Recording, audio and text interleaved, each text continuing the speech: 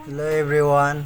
So magdidikit ako ngayon ng tubo kasi nasira yung hawakan ng gumba.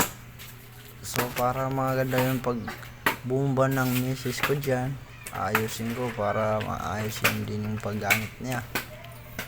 So yan, sisimulan ko na ganyan kasi pulutin. So bibilisan ko na rin guys para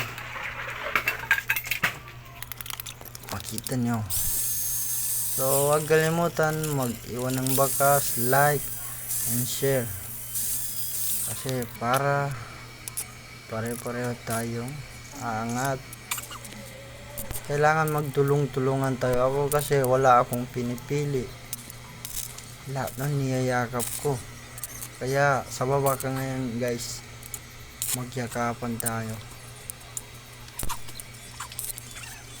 Welcome na welcome kayo sa bahay ko guys. Kaya nga pala guys, sa paggawa ko nito, sobrang sakit pala niyan sa mata. Hindi basic na gawa yan.